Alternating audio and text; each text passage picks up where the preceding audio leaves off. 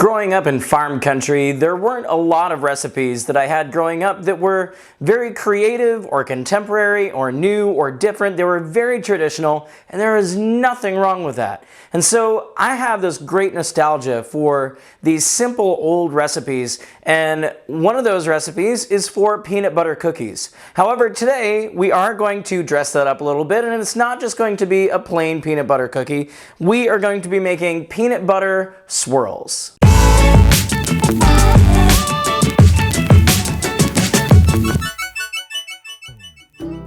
In 1976, Better Homes and Gardens came out with this cookbook, Gifts from Your Kitchen, which the idea behind the cookbook is that it's all recipes that you could make for somebody, whether to bring to the new neighbor next door or to give to somebody at Christmas or whatever it might be, but gifts that you could give people in the form of food that you have made, which seems to be kind of a dying trend, sadly, today. Although, quite honestly, there are some people I wouldn't want to get food from, but that's a different story. To start out our dough, we're going to combine a 1/4 cup of shortening. I'm using butter here, and the reason it looks like this is because I didn't have butter that was at room temperature, so I used a shredder, and I shredded my 1/4 cup of butter so that it could be at room temperature. Quick tip for those of you who may have never done that before, I've got a 1/2 cup of peanut butter here, and that's going to go in our bowl. And then I also have some sugar, and we're just going to cream that together to create the base for the rest of our dough.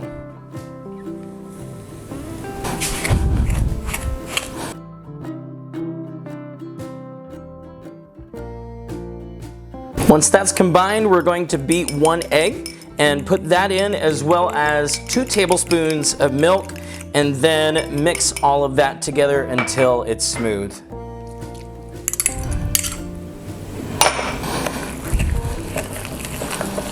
I have a 1.25 cups of flour here, and to that I'm going to add a 1/2 teaspoon of salt and a 1/2 teaspoon of baking soda, and combine that before I add that into the wet mix we have with the peanut butter.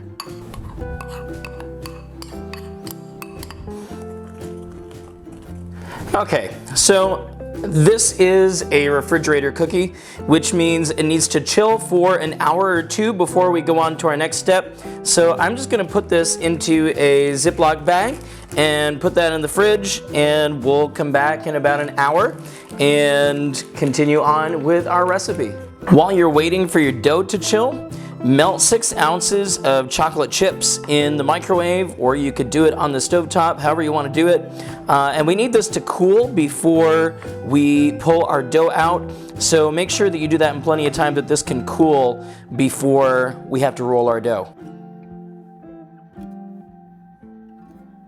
Our next direction, after this has sat for a while in the fridge and become cold enough that we can work with it, is to put a kitchen towel on your counter, obviously a clean one, and we are going to flour that. This is a technique that I have personally never done before, and we are going to roll just half of our dough. We're not doing the full thing.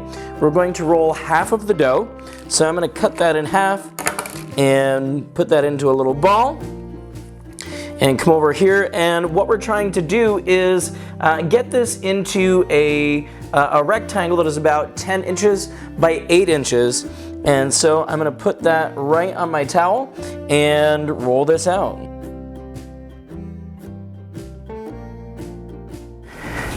Well, it's not perfectly 10 by 8, nor is it perfectly a rectangle, but I think we're going to be good enough.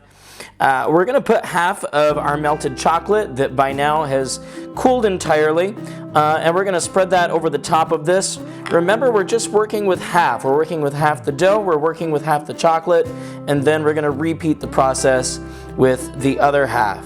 Once your chocolate has been spread, they want you to try and use the towel to create a jelly roll sort of effect, and we're going to go on the long edge and just roll that up if we can. Not too bad.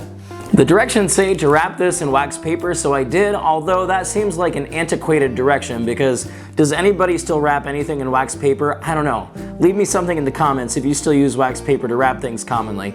But this is going to go in the fridge for only half an hour, and it's only half an hour so that chocolate doesn't set up too much so that you can't cut through it to make nice slices for the cookies. So a half hour in the fridge, and then these should be ready to go in the oven.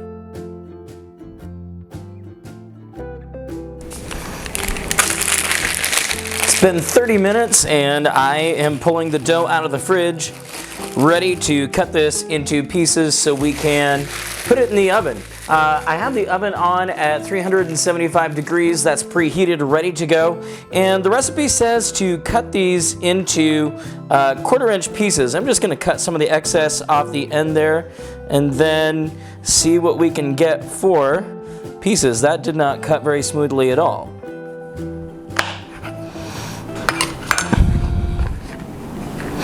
But we'll do our best and see what happens here.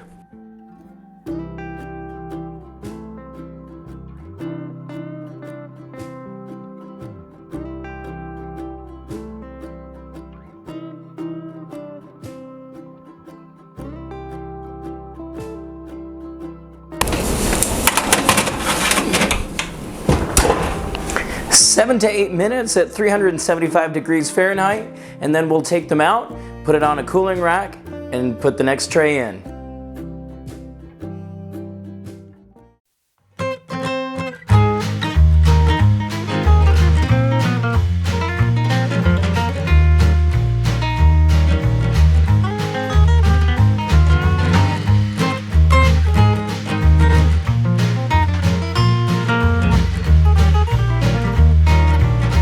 Okay, these are quite simple but quite good. If you like peanut butter cookies, the peanut butter is mild, it's not overwhelming.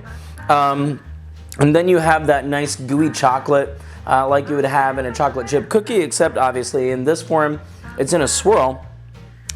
These cookies are crisp, but they're not overly crisp. So if you're not a crunchy cookie person, these are going to be just fine. They're not too crunchy. But they're also not like gooey soft either, like underbaked.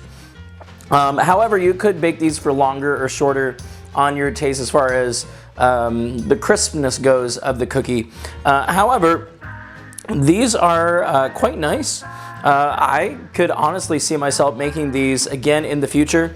They're not the biggest cookie, they're a couple inches wide, but that's really all you need.